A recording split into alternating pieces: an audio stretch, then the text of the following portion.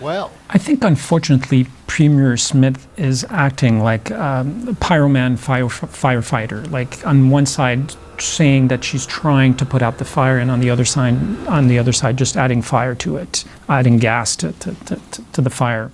gang, what's up? Aaron here, Canadian Looney. You know what you came here to watch. Let's see him go. Stephen Guilbeault is calling Danielle Smith, one of our favorites to watch on here, a pyromaniac. Let's take a look. Stephen Guilbeault, Minister of Canadian Heritage now, does not like Danielle Smith and has a whole bunch else to say. Let's get right into it. Oh, yeah. Prime Minister Mark Carney says that trade and security talks with the U.S. are now back underway.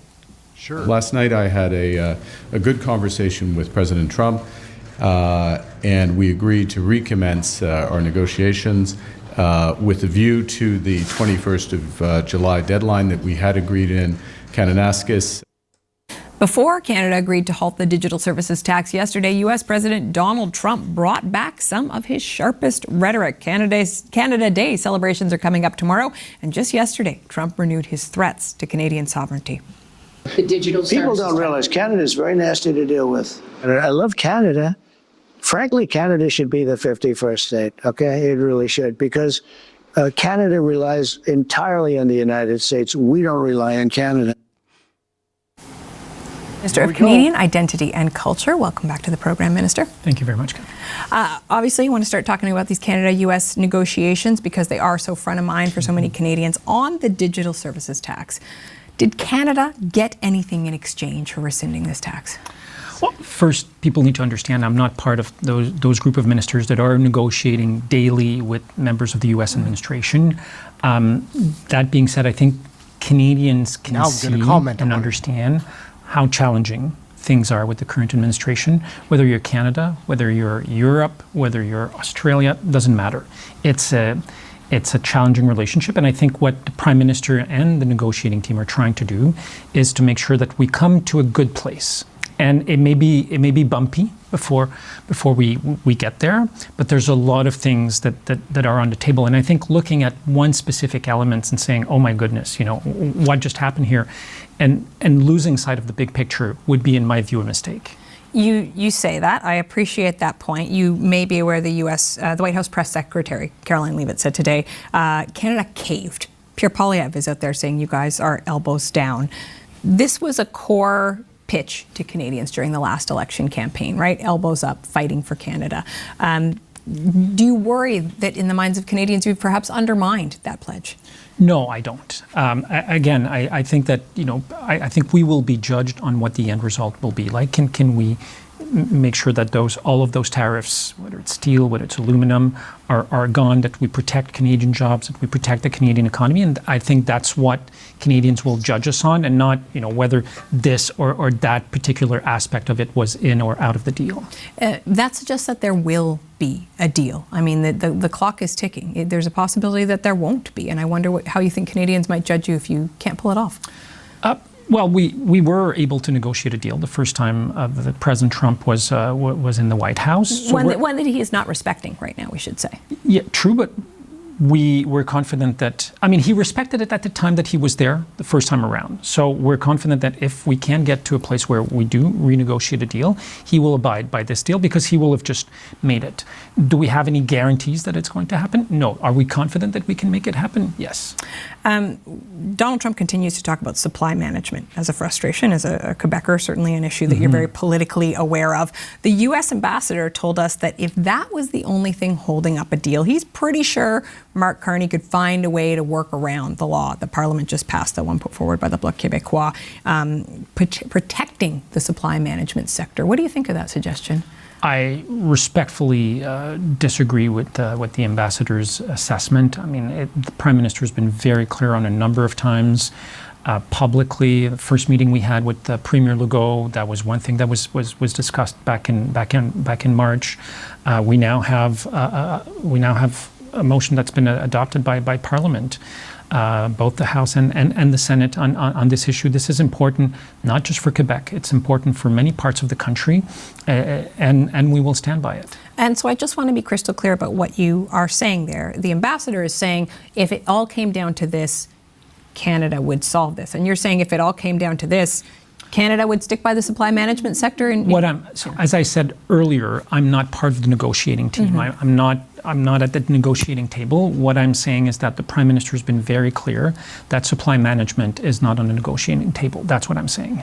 Yeah, you are the minister responsible for Canadian identity, and of course we know that part of this conversation about what's happening with the United States very much sort of touches on that. The ambassador suggested that the Prime Minister had implied this 51st state business was a term of endearment. I suggested that those were perhaps not the words Mark Carney had used, but Ambassador Hoekstra said, in essence, it's a compliment if Donald Trump wants Canada on his team. He only works with people he likes. If he wants you to be the 51st state, it means he likes you guys. What do you say to that?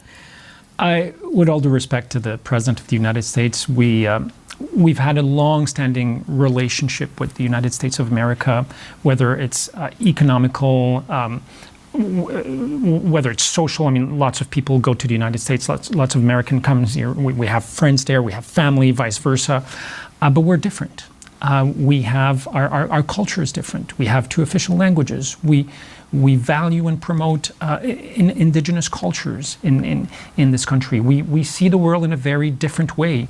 We will be happy to continue doing commerce and exchanges with the American people and with the U.S. government. But we're a sovereign nation, and that's not up for debate. That's not up for grabs. How do you think Donald Trump's 51st state comments, threats, as some people have said, have impacted Canadian identity, changed Canadian sense of themselves? Well, I think what we're seeing is, and we're seeing it really from coast to coast to coast, is that perhaps many Canadians are starting to think about Canada in a way they hadn't in a long time. And we tend to take a lot of things for granted when they're not threatened, I suppose, because it's easy, because it's kind of in the back of your mind. And I think now that they're seeing what could be at risk, there is this sense of, let's come together and let's show who we are and how different we are from the United States or any other country, really. And I think that's what we're seeing.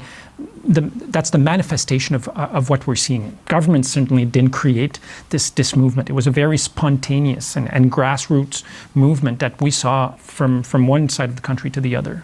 You talk about Canadians coming together. I think obviously the exception to that would be the conversation that is playing out now in Alberta. And I'm not trying to suggest by any means that it's a majority of Albertans, but there is a secessionist movement there, and we are closer to the possibility of a referendum. You talked about the government not creating that sense of unity.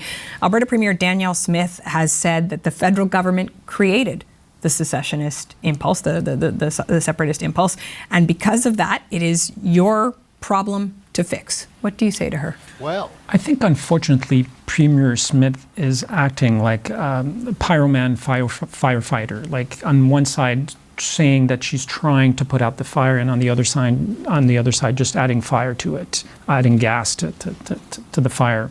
Works really well in French. I don't know how well it works in English. It's a pyromaniac. Pyromaniac. Pompier pyromane, we would say in French. The reality is that this federal government and the previous federal government have worked hard to create the best possible conditions for all Canadians. I mean, let me give you an example. She says that we've hurt the Alberta economy. When Prime Minister Trudeau came into power in 2015, Alberta produced about 2.5 million barrels of oil.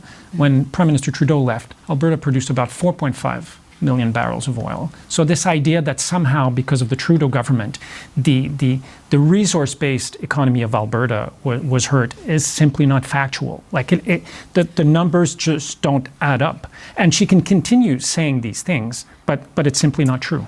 And yet there are a significant number of Albertans who do feel like their ability to use the natural resources in that province have been stifled by Liberal governments. And so my question to you, I take your point that you don't agree, and you point to numbers that suggest that that is not the case. But what I want to ask you in closing is back to that question of responsibility. What can be done? Is it to your government? Is it to her government? How do we ensure that this country stays together when there is a point of tension, no question, right now? Well, I think when we, as Canadians, when we look at what unite us, we will see that there's much more in that category than what divides us. And I think some people, for largely political reason, would like for as many Canadians as possible to put the emphasis on what divides us as opposed to what unites us. Myself, the Prime Minister and our government will continue to work to ensure that Canadians see how much we have in common and how stronger we are when we're together as opposed to not together. Okay, we're going to have to leave the conversation there. Gang, do you think Danielle Smith is a pyromaniac firewoman? Stephen Guilbeault, though, he looks great in an orange jumper. Put him in an orange romper, that would be more fitting. Anyhow, Aaron Canadian Looney, Canadian federal politics are nuts. Come and get yours right here. Like, share, subscribe, get notified. Come and join us for one of the live shows. We'll catch you in the next video. Thanks for watching this one. Man, oh man, do we ever need another election? What?